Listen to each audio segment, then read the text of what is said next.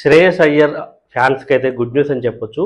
మూడో వన్డేలో ఆస్ట్రేలియాతో జరిగిన మూడో వన్డేలో క్యాచ్ పడుతూ గాయం పాలై హాస్పిటల్లో చికిత్స పొందుతున్నటువంటి శ్రేయస్ అయ్యర్ ప్రజెంట్ అయితే డిశ్చార్జ్ అయ్యాడు. అతని హెల్త్ కండిషన్ కూడా స్టేబుల్ గా ఉంది అని బీసీసీఐ ఒక ప్రకటనలో తెలిపింది. అంతేకాదు అతను డిశ్చార్జ్ అయ్యాడు, కానీ ఇప్పుడప్పుడే ఇండియాకైతే రాడు. ఫాలో అప్ కన్సల్టెన్సీస్ ఉంటాయి, దానికోసం అతడు సిడ్నీలోనే ఉంటాడు.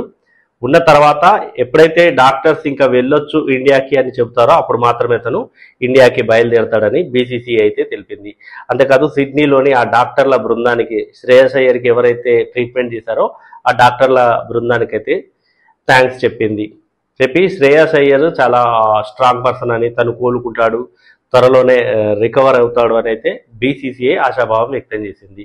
సో అన్నిటికీ మించి శ్రేయస్ అయ్యర్ నెక్స్ట్ జరగబోయేటటువంటి సౌత్ ఆఫ్రికా టూర్లో ఆడటం అయితే కష్టము. అప్పటి వరకు రికవర్ అయినా కూడా అంత టైం అయితే లేదు. నవంబర్లో జరగబోతుంది సౌత్ ఆఫ్రికా టూర్. మరి సౌత్ ఆఫ్రికా టూర్కి అయితే అతను అందుబాటులో ఉండే ఛాన్సే లేదు, అతన్ని సెలెక్ట్ చేసే అవకాశం అయితే లేదు. మనం తెలుసు ఆస్ట్రేలియాతో జరిగిన మూడో వన్డేలో క్యాచ్ తీసుకుంటూ అతని బాల్ తగిలింది.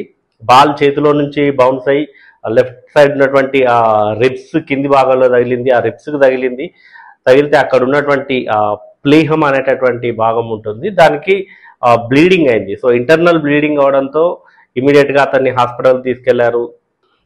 సో ఒకవేళ అంటే లేట్ చేసుంటే కనుక బీసీసీఐ డాక్టర్ల బృందం కానివ్వండి, ఫిజియో కానీ లేట్ చేసుంటే కొంచెం ప్రమాదం అయి ఉండేది, అతని అంటే హెల్త్ కొంచెం సివియర్ గా అయి ఉండేది. కానీ ఇమ్మీడియట్ గా తీసుకెళ్లడం వల్ల ప్రమాదం అయితే తప్పిందని అప్పట్లోనే డాక్టర్లు చెప్పడం కూడా మనకు తెలుసు. అక్టోబర్ 25న శ్రేయస్ అయ్యర్ గాయం పాలయ్యాడు. ఆ తర్వాత ఒక వన్ వీక్ పట్టింది. ఇప్పటికి నాకు తెలిసి ఇంకో 2 వారాల పాటు కూడా తను రెస్ట్ తీసుకునేటటువంటి అవకాశం అయితే ఉంటుంది. ఆ తర్వాత మళ్ళీ అతను ఫిట్నెస్ ని ప్రూవ్ చేసుకోవాల్సి ఉంటుంది. ఫిట్నెస్ ప్రూవ్ చేసుకున్న తర్వాత తను మళ్ళీ టీంలోకి వస్తాడు.